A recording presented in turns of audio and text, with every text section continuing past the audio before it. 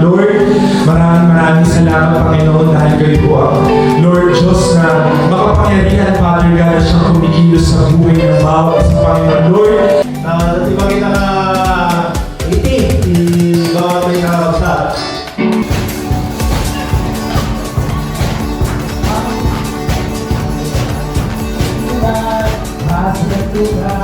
Masih tulad ang buhay na Kristiyano ay masaya tulad, masayang tunay. Ayan! Ang buhay na Kristiyano ay nagkakabayan, nagkakabayan, nagkakabayan. Ang buhay na Kristiyano ay nagkakabayan, nagkakabayan. Alam ko na may gagawin ng Diyos sa buhay ng bawat isa sa atin. Amen. So pagkakain tayo natin Diyos. Yung gusto ng Diyos na ipaalala sa bawat ama na mayroon po kayong father's assignment.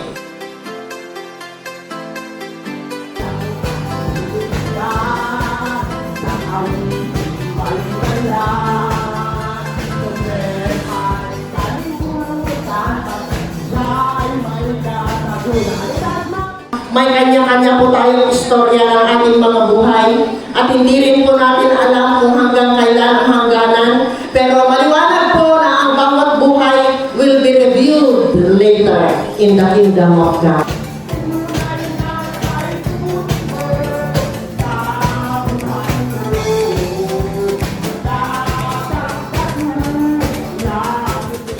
Pinapaalalahan tayo ng Panginoon sa gabi nito, lalong-lalo na sa mga lalakihan, hindi po aksidente na kayo yung nakaupo ngayon dyan, dahil kayo talaga yung gusto ng Diyos na kapalain sa gabi nito.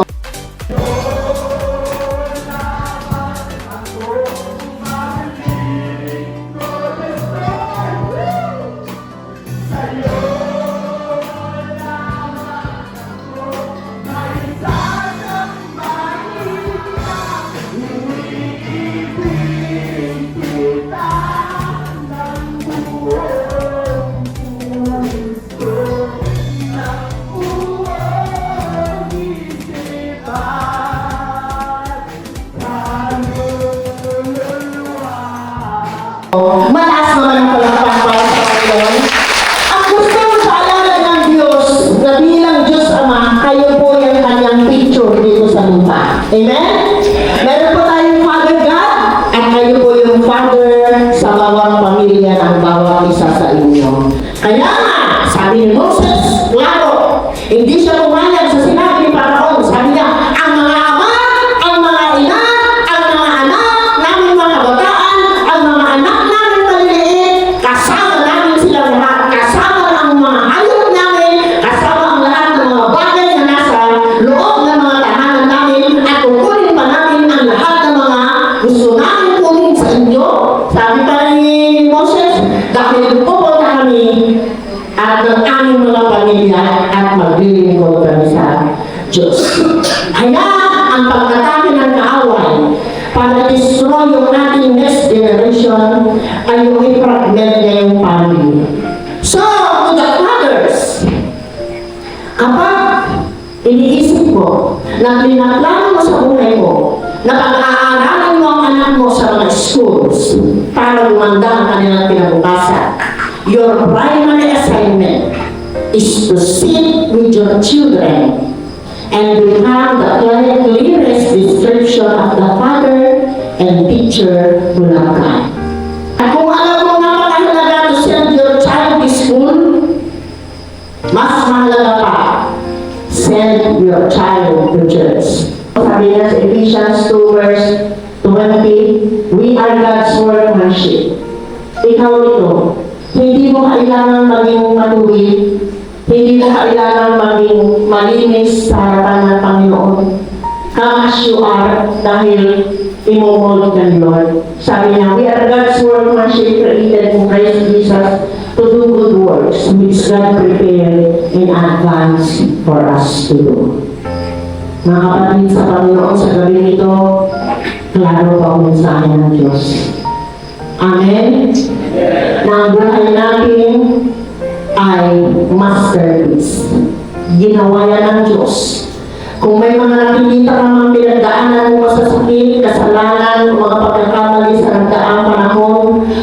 iyon ang pagmumulong ng Diyos sa'yo. Pero ngayon sinasabi ng Diyos, you are a masterpiece. Created to do good works. Iba-iba tayo ng journey, pero pare-pareho tayo may purpose. Kaya ang mahalaga, sinusunod mo si Lord at nag-uumpisa tayo. Ang assignment natin, hindi natin tayo gawin sa ating sariling lakas at abilidad mo, tuloy sa tulong ng Panginoon. Sa gabi nito, assumin down to God. Pumunta ka dito sa altar, pumunta ka sa harap. It's a divine appointment. It's a divine opportunity. Hindi ka hunaan na ikaw ay inuhod sa banal na altar na ito o sa kahit anumang lugar sa loob ng templo ito. Sa gabi nito, nangyayaan ko ang bawat isa. Lumapit pa tayo sa Panginoon at tayo ay inuhod.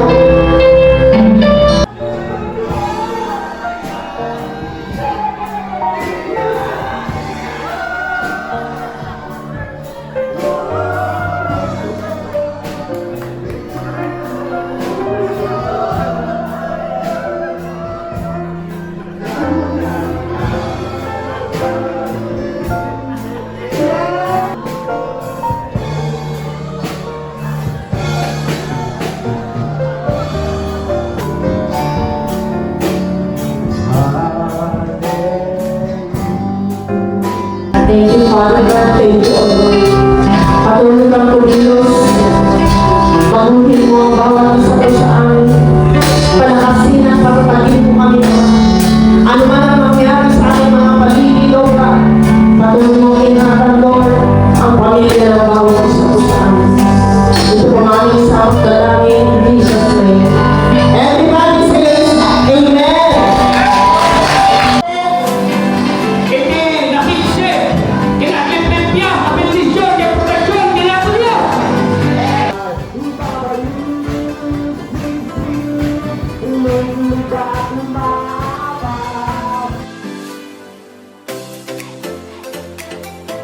Nagreklamo kami, bendisyon ng Lord. Nakadili pinagpaido mga bendisyon. In Jesus' name, Amen!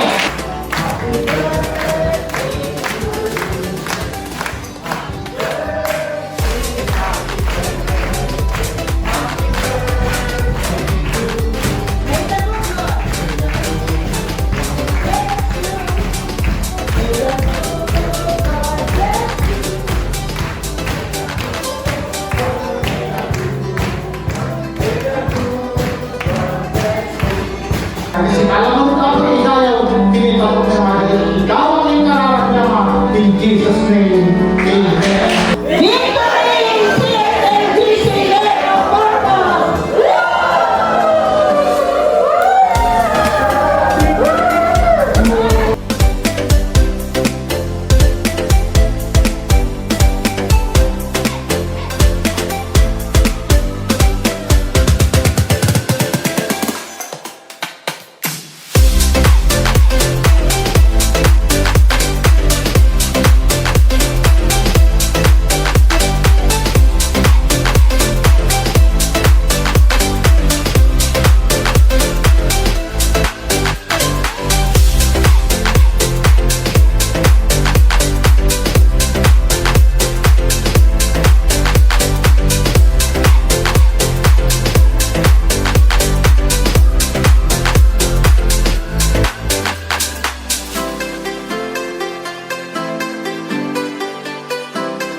Global Church, Men of Purpose Sports Fest. Kaya kahit lang CSLBC, tagtaran ang chat, United, Navarra United, LGLCM family.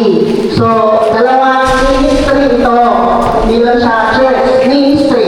So, dalawang ministry ito. Bale, ito ang take off na makikisahin na tayo. I-welcome na rin natin yung iba nating mga kasamahan na galing sa iba't ibang mga churches. Lord, we will lay down, Lord, our church's name, our ministry name, and under your name, Lord God, will be lifted up today, Lord Jesus. So, salamat, O God, It will always be for your glory, O Lord. This is our prayer in Jesus' name. Amen. So, for this sports fest, let's remember to play with all our might. Aramidan tayo. Aming nga kaya tayo. Awan tag lutoy-lutoy nga agay-ayam. Not just for the competition, but for the glory of God. So ito, iba ito sa nakikipaglaro ninyo sa kung saan-saan man kayo nakikipaglaro. This game is intended for the glory of God. Kaya sabi ni Bishop Marlene sa kanyang prayer, ibaba natin ang pangalan ng ating church, ang ating pagkatao, sino man tayo, at itaas natin si Kristo.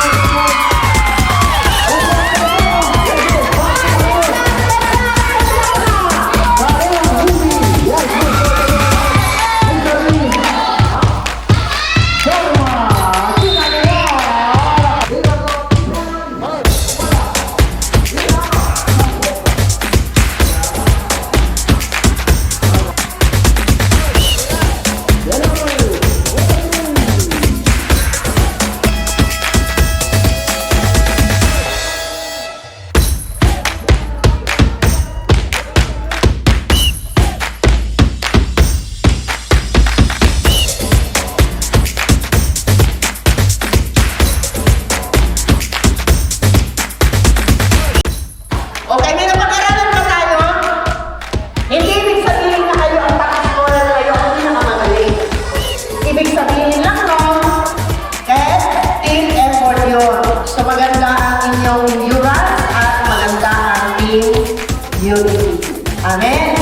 So, pinapaliwanag ko lang na this is men's fellowship. Maraming salamat sa Team Warriors and Team Fighters for sponsoring this game. Palakpakan naman natin. Amen. At ang CSRBC po ang nag-produce ng mga pop ride nito. With consolation prizes goes to Team Warriors. Consolation